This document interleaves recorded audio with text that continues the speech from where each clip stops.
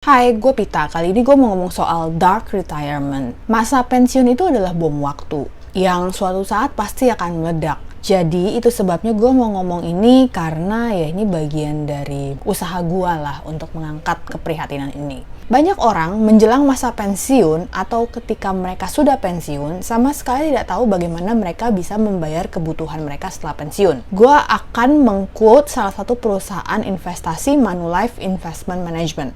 No, ini bukan bisnis Manulife yang jualan asuransi ya. Menurut Manulife Asset Management, rata-rata pendapatan pensiun di Indonesia hanya mencakup 20% dari pendapatan mereka saat mereka bekerja. Hal ini karena orang Indonesia sangat sedikit menyisihkan uang buat pensiun. Kita menabung pastinya, tapi uangnya digunakan untuk membeli rumah, membeli kendaraan, membiayai sekolah anak, untuk travel, untuk nikah, perjalanan ibadah, tapi tidak ada untuk tujuannya khusus buat persiapan pensiun. Hasil survei itu juga bilang orang Indonesia yang pensiun rata-rata membutuhkan penghasilan sebesar 16,5 juta setiap bulan untuk menjaga kualitas hidup mereka saat pensiun. Oke, beberapa orang mungkin akan bilang, hah, masa pensiun butuh biaya hidup 16 juta lebih? Mewah amat, pensiun model apa tuh? Nggak bakal lah gue butuh segitu. Bukan gitu.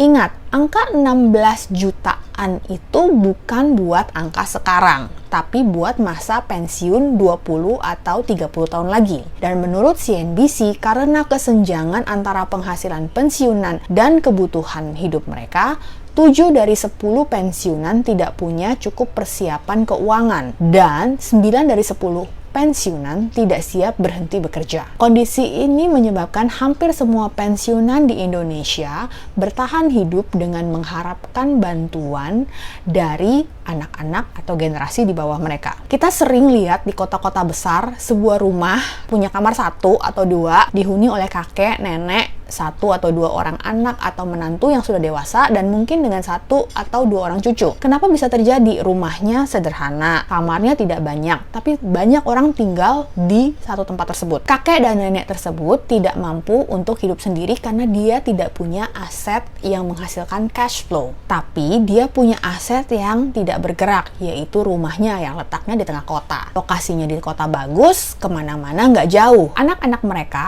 punya cash flow karena mereka bekerja, tapi mereka tidak punya aset seperti rumah. Pengaturan hidup seperti inilah yang akhirnya menjadi kompromi dari dua generasi tersebut. Tapi berapa lama solusi hidup seperti ini bisa berlangsung? Si orang tua mungkin saja bisa menjual rumahnya yang di tengah kota dan pindah di daerah di pinggiran kota. Tapi again, si orang tua itu tidak punya cash flow untuk memenuhi biaya hidupnya. Kita tidak punya studi yang bisa dipercaya di Indonesia dan cukup besar untuk menjadi patokan seperti di negara-negara maju. Jadi kita tidak tahu berapa banyak orang yang kehabisan uang di masa pensiun di sekitar umur 70-an. Bisa jadi para pensiunan yang kehabisan uang itu adalah orang yang tidak punya anak atau saudara atau famili yang bisa menopang hidup mereka. Atau kalaupun mereka punya anak mereka tidak bisa membiayai orang tuanya saat pensiun. Kita bahkan belum ngomong soal ekspektasi hidup manusia Indonesia yang diperkirakan akan lebih panjang dibandingkan 20 tahun lalu. Sekarang sudah bukan aneh lagi kita bertemu orang yang umurnya 80, 90, dan 100 tahun di Indonesia. Dan bayangkan berapa lama orang-orang ini harus memenuhi kebutuhan hidup mereka kalau mereka pensiun di umur 55 tahun. Berdasarkan pengalaman seorang teman yang bekerja di salah satu rumah sakit pemerintah ternama, dia bilang sendiri, buat meninggal itu nggak gampang.